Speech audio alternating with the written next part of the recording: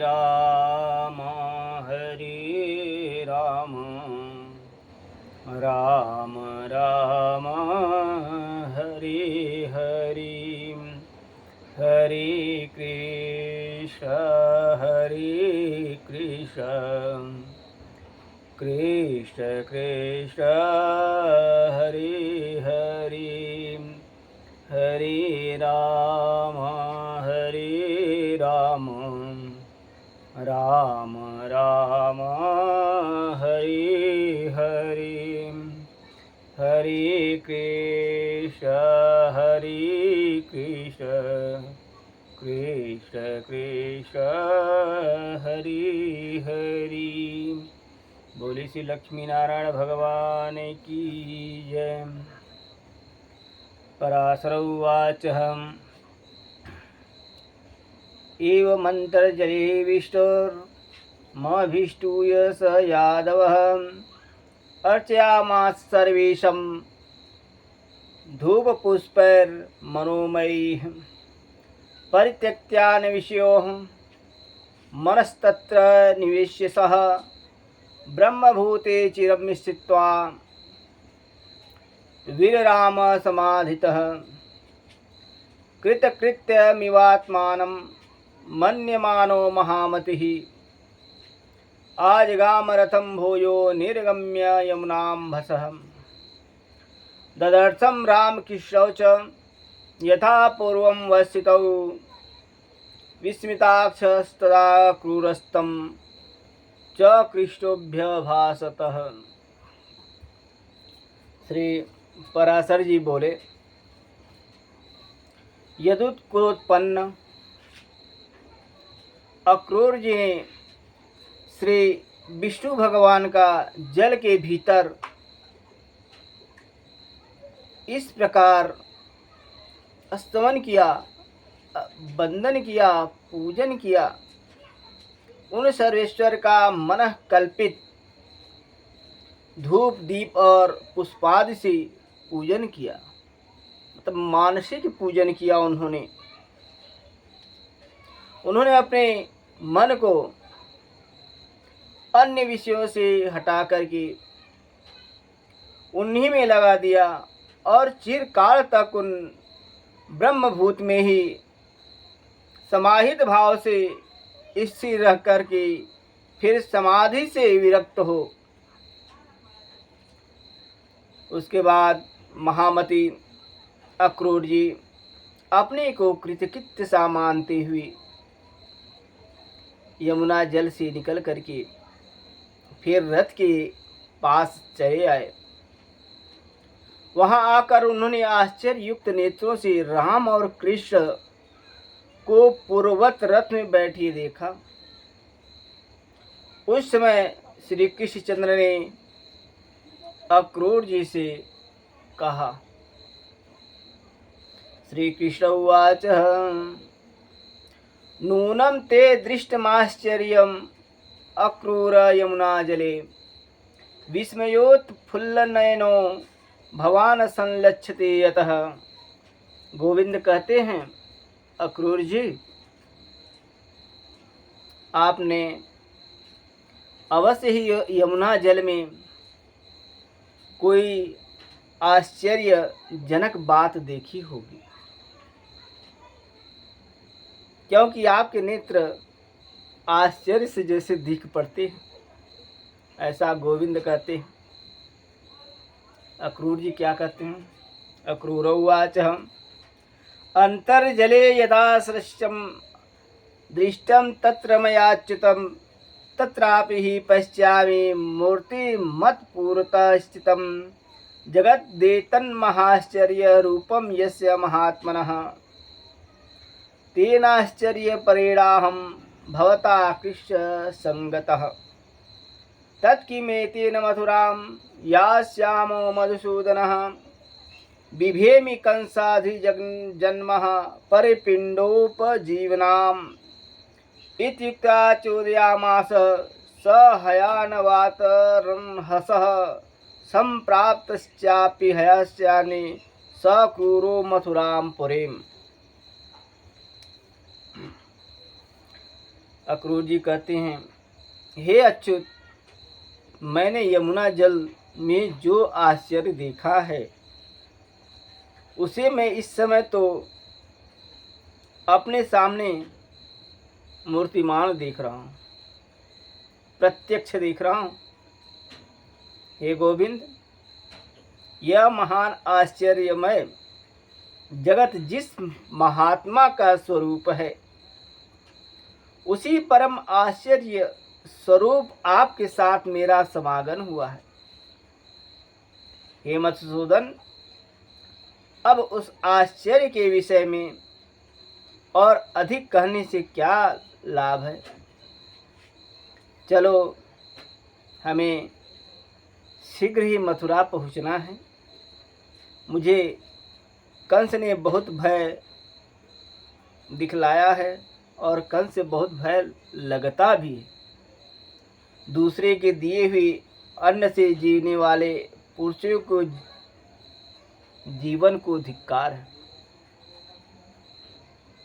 ऐसा कहकर के अक्रूर जी ने वायु के समान वेग वाले भेड़ियों को हाँका और सायं काल के समय मथुरापुरी के समीप पहुंच गए। विलोक्य मथुरां कृष्णं रामं च सह यादवः पद्भ्यां यातं महावीरो रथेनेको विशाम्यहम् गन्तव्यं वसुदेवस्य नो भवद्भ्यां तथा गृहं युवयो हि कृते वृद्धस्म कंसेन निरस्यति। मथुरापुरी को देख करके अक्रूर ने राम और कृष्ण से कहा, हे वीरवरों, अब मैं अकेला ही रथ से जाऊंगा, आप दोनों पैदल चले आए। मथुरा में पहुंच करके आप वसुदेव जी के घर न जाएं, क्योंकि आपके कारण ही उन वृद्ध वसुदेव जी का कंस सर्वदा निरादर करता रहता है। फिर पराशर उवाच इत्युक्ता प्रवेशाः स्वक्रूरो मथुरां पुरीं प्रविष्टो रामकृष्णो च राजमार्गमुपागतौ स्त्रीभिः नरश्च सानन्दं लोचनैर्भिर्वीक्षितौ जग्मतुलीयः वीरो मत्तो बालगजाविव भ्रममाणो ततो दृष्ट्वा रजकं रङ्गकारकम् अयाचितां स्वरूपाणि वासांसि रुचिराणि तौ कंसस्य रजकसूतं प्रसादारूढविस्मयः बभून्या क्षिपवाक्यानि प्राचुरामकेशवौ ततस्तलप्रहारेण कृष्णस्य दुरात्मनः पातयामास रोषेण रजकस्य शिरोभुवि। पराशर जी कहते हैं, हे क्रूर जी, ऐसा कह करके अक्रूर जी मथुरापुरी में चले गए। उनके पीछे राम और कृष्ण भी नगर में प्रवेश कर राजमार्ग पर आ गए। वहां के नर नारियों ने आनंद पूर्वक देखे जाते हुए वे दोनों और मतवाले तरुण हाथियों के समान लीला पूर्वक जा रहे थे। मार्ग में उन्होंने एक वस्त्र रंगने वाले रजक को घूमते देख उससे रंग बिरंगे सुंदर वस्त्र मांगे। वह रजक कंस का था और राजा के मुहलगा होने से बड़ा घमंडी हो गया था। अतः राम और कृष्ण के वस्त्र मांगने पर उसने विस्मित होकर के उनसे बड़े जोरों के साथ अनेक दुर्वाक्य कहे। तब भगवान श्री कृष्ण ने क्रुद्ध होकर के अपने करतल के प्रहार से उस दुष्ट रजक का सिर पृथ्वी पर गिरा दिया। हत्वादाय च वस्त्राणि पीतनी लीलांबरौ ततः किशरामो मुदायुक्तो मालाकार गृहं गतौ विकासी नेत्रयुगलो मालाकारोति विस्मितः एतौ कस्य सुतो यातो मैत्रेया चिन्तया तदाहं पीतलीलाम्बरधरौ तौ दृष्ट्वाति मनोहरौ स तर्कयामास तदा भुवं दीवापोमागतौ। इस प्रकार उसे मार करके राम और कृष्ण ने उसके वस्त्र छीन लिए तथा क्रमशः नील और पीत वस्त्र धारण करे प्रसन्न चित्त से माली के घर गए।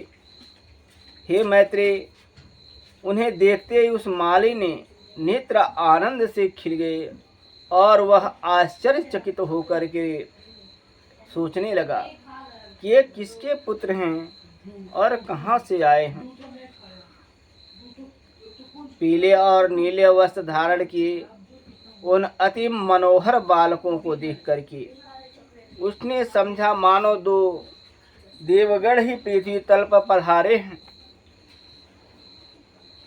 विकासी मुख पद्माभ्याम ताभ्याम पुष्पाणि याचितः भुवं विशिभ्य हस्ताभ्याम पर स्पर्श शीर्षा महिम प्रसाद परमं नाथो मम रुग्गेहमुपागतौ धन्योह चिरशिष्यामीत्याह तव माल्य जीवनम् तथा प्रहिष्टवदनस्तयोः पुष्पाणि कामतः चारुडित्यानि तैथानि प्रददौ सलप्रलोभयन् पुनः पुनः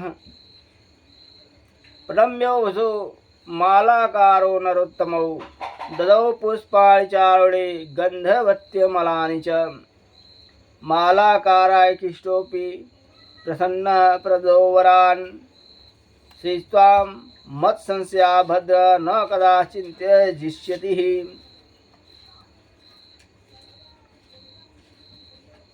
फिर उस माली ने कहा, हे नाथ, आप लोग बड़े ही कृपालु हैं जो मेरे घर पधारे हैं। मैं धन्य हूँ क्योंकि आज मैं आपका पूजन कर सकूँगा। उसके बाद उसने देखिए ये बहुत सुंदर हैं, ये बहुत सुंदर हैं। इस प्रकार प्रसन्न मुख से लुभा लुभा कर उन्हें इच्छानुसार पुष्प दिए। अलग अलग रंग बिरंगे पुष्प दिखा रहा था माली गोविंद को, जो रंग बिरंगे हैं दिखा दिखा के दे रहा था। उसने उस दोनों पुरुष श्रेष्ठों को पुनः पुनः प्रणाम करके अति निर्मल और सुगंधित मनोहर पुष्प दिए। तब भगवान श्री कृष्णचंद्र ने प्रसन्न होकर उस माली को यह वर दिया, हे भद्र, मेरे आश्रित रहने वाली लक्ष्मी तुझे कभी न छोड़ेंगी। बलहानेति सौम्यम धनहानिरथापि वाह यावदीनानि तावच्च न नश्यन्ति सन्ततिः भुक्त्वा च विपुलान् भोगास्तुमन्ति मत्प्रसादतः ममानु स्मरणं प्राप्य दिव्यं लोकमवाप्यसि धर्मे मनस्यति भद्र सर्वकालं भविष्यति युष्मत् सन्तति जातानां दीर्घमायुष् भविष्यति नोपसर्गादिकं दोषं युष्मन्तति संभवः आवाप्यसि महाभाग यावत् सूर्यो भविष्यति। हे सौम्य, तेरे बल और धन का ह्रास कभी न होगा और जब तक दिन सूर्य की सत्ता रहेगी तब तक तेरी संतान का उच्छेद न होगा। तू भी या जीवन नाना प्रकार के भोग भोगता हुआ अंत में मेरी कृपा से मेरा स्मरण करके मेरे दिव्य लोक को प्राप्त हो। हे भद्र, तेरा मन सर्वदा धर्म परायण रहेगा तथा तेरी वंश में जन्म लेने वालों की आयु दीर्घ होगी। हे महाभाग, जब तक सूर्य रहेगा तब तक तेरे वंश में उत्पन्न हुआ कोई भी व्यक्ति उपसर्ग, आकस्मिक रोग आदि दोषों को प्राप्त न होगा। ऐसा गोविंद ने मालिक से कहा। श्री पराशर उवाच हम इत्युक्ता तद्गृहात् कृष्णो बलदेव सह्यवान् निर्गाम मुनिश्रेष्ठ मालाकारेण पूजितः। श्री पराशर जी कहते हैं, हे मुनिश्रेष्ठ, ऐसा कहकर के श्री कृष्णचंद्र बलभद्र जी के सहित मालाकार से पूजित हो उसके घर से चल दिए। बोले श्री गोविंद भगवान की जय। श्री विष्णु पुराणे पंचमंसे 19वाध्याय। आज यहीं पर वाणी को विराम। आगे नारायण की जय शिक्षा। एक बार नारायण का नाम ले लेते हैं।